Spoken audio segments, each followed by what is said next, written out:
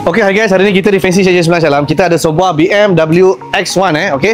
So korang boleh nampak kat sini, ini adalah untuk 360 punya adjust. Okay, so owner datang dekat sini, dia beli brand Azura S punya brand 12.3 inci. Orang kata 4 plus 64 GB lah. Okay, dan juga pasang 360 punya kamera.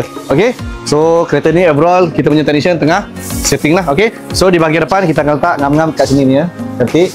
Okay, di sebelah side mirror sini, and then di bahagian belakang mostly kita akan letak tempat yang asal punya lah, nampak cun-cunnya. Alright, so korang yang nak pasang Android player dan juga 360 ataupun apa saja aksesori, boleh hadir jumpa kita, kita akan buat yang terbaik. Tapi korang jangan lupa follow, like, share untuk konten yang seterusnya. Okay, ngam, see you.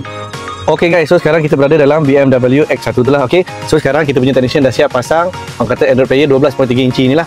Okay, 3K resolution and then orang kata, ramai yang tanya, bang kalau kata pakai yang Android player apa semua ni, yang asal punya macam mana, boleh tengok tak? Okay, so ini kita buat contoh, kita tekan menu lama-lama, and then screen yang original punya BMW akan keluar balik lah. Nampak? Saya tekan macam ni, nampak? Saya pusing-pusing, mostly dia akan ikut balik lah. Alright, kita back apa semua, dia akan jadi macam asal punya keluar macam ni lah. Okay, lepas tu kalau kita nak back, just tekan macam ni, dia akan keluar pergi ke screen untuk Android player pula lah. Nampak sistem-sistem Android player, nak Netflix, YouTube, CarPlay, radio dan sebagainya. Alright, so dia memudahkan urusan lah. Tapi kena pasang kampas lah, sebab harga kampas agak mahal lah orang kata. Okay, so korang yang pakai kereta konti, yang tak tahu nak pasang dekat mana Android player macam ni, boleh hadir jumpa kita, kita akan bagi harga special dan juga warm yang terbaik. Tapi korang jangan lupa follow, like, share untuk konten yang seterusnya. Okay, ngam, see you.